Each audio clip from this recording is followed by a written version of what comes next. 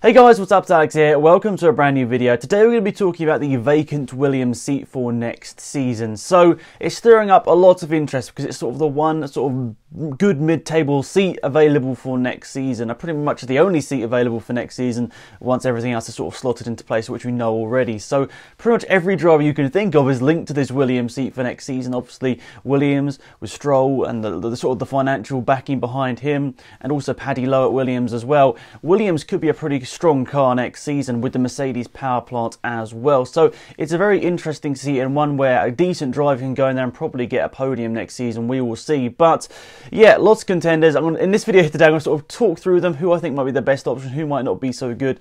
My personal opinions, of course, leave yours down in the comment section down below, who you think is the best option.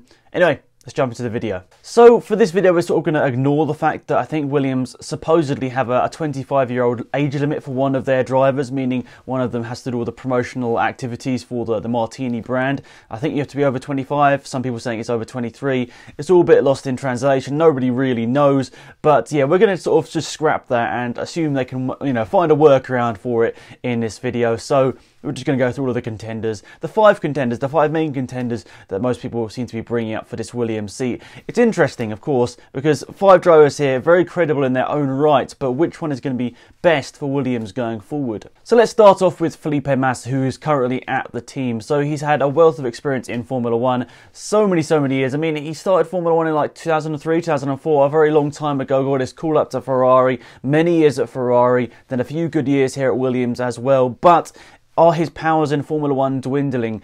For a rookie to come in like Lance Stroll and pretty much match him on points, I think that says quite a bit. Felipe Massa was an incredible driver and probably still is a very good driver, but if Stroll is coming in his first season and matching Massa, doesn't that say a little bit about maybe where Massa has gone over the last couple of years? I still personally think he's a very good driver, don't get me wrong, but are his powers the same as where they were at Ferrari a couple of years ago? Probably not. I think they have sort of, he has probably slightly slowed down in the last couple of years. He still has that really good fighting battle within him. Within him, he always seems to get involved in a battle and always sort of pushes to the limit and gets a good battle involved. But in terms of outright pace, I don't think he's quite there anymore, which is obviously unfortunate because he's a great name for the sport. Brazilian and Formula 1 is always really important because of their history in the sport. But in terms of his pace and the other people in this list, I'm not sure whether he can really match them in terms of outright pace. But in terms of experience and helping develop the car, that is where Massa definitely comes into his own. Obviously, he's been in Formula 1 for nearly 15 years, and he knows, he knows his way around a Formula 1 car, how to set it up, how to push it forward, how to propel the development. He knows all that sort of stuff, and some of the other people on this list probably don't. So yeah, it's going to be interesting. Felipe Massa, of course, is in contention for this seat, even though he seems to have been written off by lots of people. I still think he's definitely in contention for this seat. But in my personal opinion, if they wanted to evolve this team into a team for the future and one that could maybe battle for championships, who knows? I don't personally see Massa as that one because obviously he doesn't have years and years in him. He probably maybe has 1 or 2 years at the top level left. That's just obviously a stereotype with most drivers that they sort of peak off after 35, but not always the case, as we've seen with Fernando Alonso.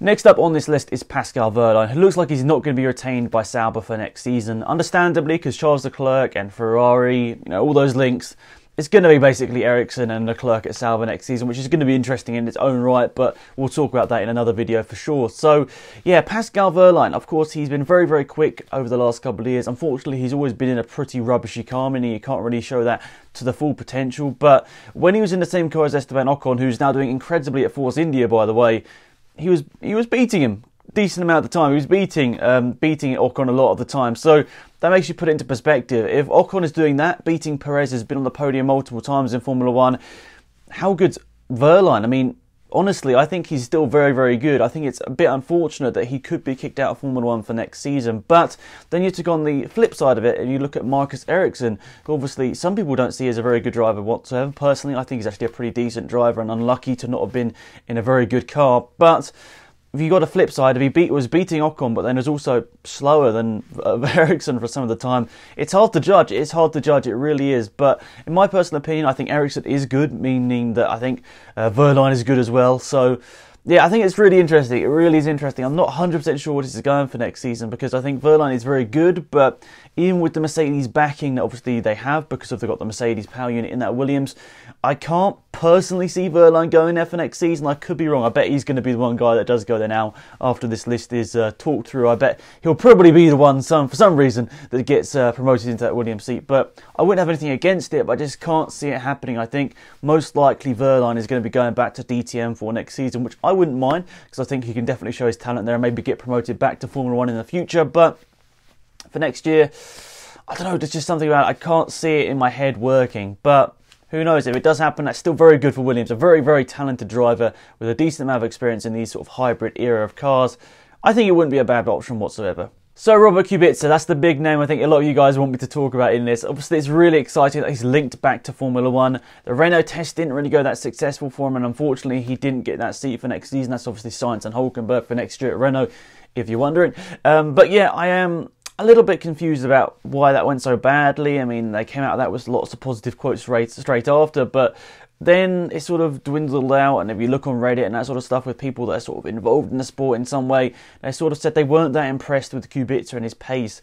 Now, that's interesting, because then Williams, after they probably heard that, they went out and tested Kubica for themselves. I think was it the Hungaroring? I'm not too sure, but basically an unbranded Williams car, Kubica tested a Williams car. So that's interesting. Of course, it's not going to be the 2017 car, which is probably most important, because you don't really know, the 2015, 16 cars, they're pretty good, they're alright, but I'll say the 2017 cars definitely require a different type of driver.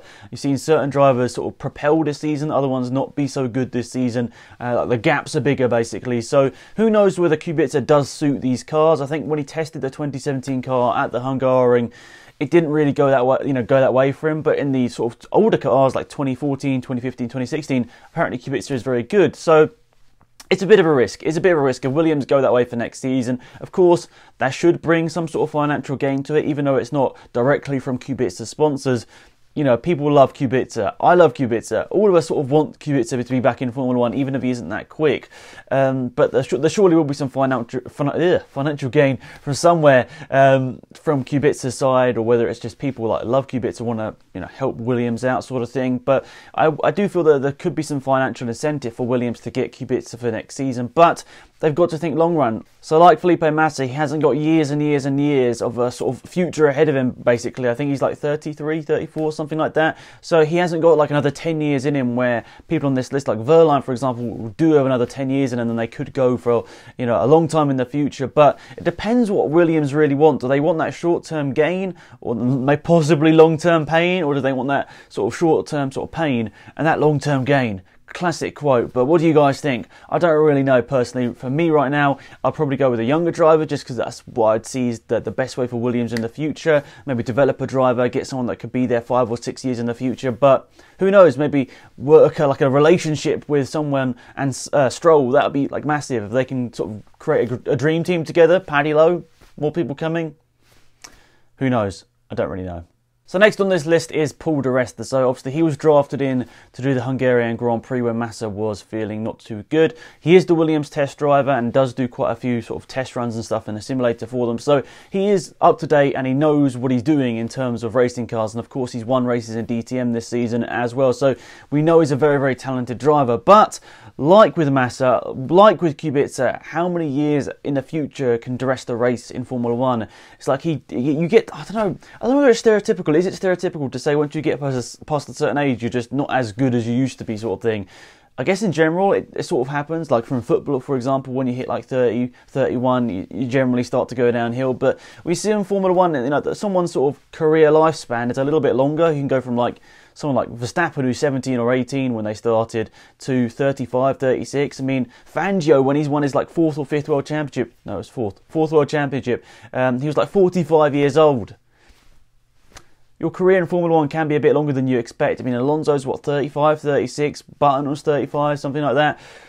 Drivers generally can be pretty darn quick when they're in their sort of mid to late 30s. So it's tough. It's really tough. I don't know whether di Resta is personally my best option. Not saying that he's bad in any way, shape or form, but I'd say someone with more recent experience in racing these cars, and he's had a big gap, hasn't he? He's had a big gap. The last time he raced in Formula 1 was 2013, if I remember correctly. So it's been a long time since he raced a Formula 1 car. So would that hurt him if he came back?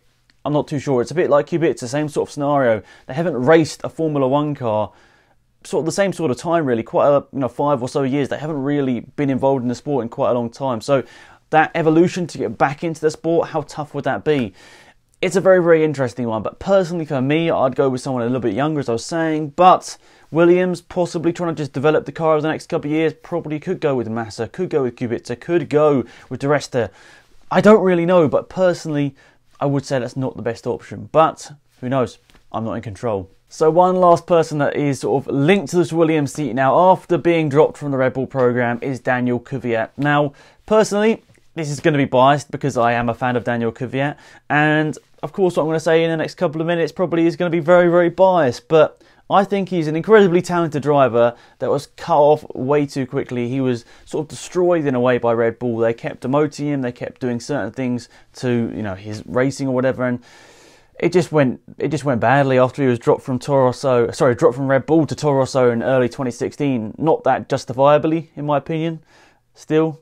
But obviously, it makes sense now because Verstappen's very quick. But at the time, it was like they were promoting him to Red Bull to keep him in the Red Bull program. And it was nothing really against Kvyat. But it's just, they were obviously seeing Verstappen as the main guy for the future, which obviously now makes sense. But at the time, I was very, very annoyed and confused why he was dropped. He just got a podium, for goodness sake, and then he goes and gets dropped.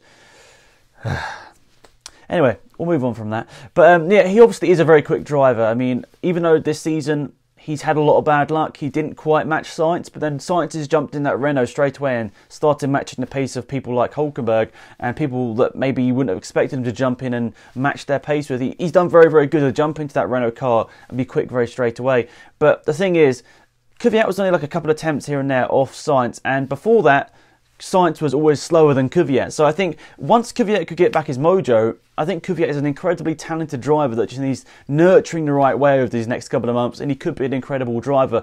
For me, of course this is biased, but of the 5 people there, I think Kvyat should be the one going to Williams next season. I think personally he's been incredibly... Troy's just been treated so badly by Red Bull, and I think if Williams nurture him and get him back to the driver where he was in like 2014, 2015... I think he's an incredibly quick driver, and I think Williams would be surprised about how good he is. And I think him and Stroll could be a very, very good team for the future. Stroll, I think, was 19, 20 years old, and Kvyat's, 20, 22. A very, very good team there. They could be teammates for the next 10 years. Who knows? But, yeah, of course, that one's very biased. Yep, sorry. Thanks for watching, guys. Hopefully you enjoyed this video. Please leave your comments down there in the comment section. That'd be massively appreciated. I'd really be interested to know, out of these 5 and possibly even more options, who would you go with? So Massa, Wehrlein, Kubica, Di Resta, Kvyat. Any of those? What do you guys think? So leave your comments down below, guys. Thank you for watching. Have a great day, and I'll see you soon. Goodbye.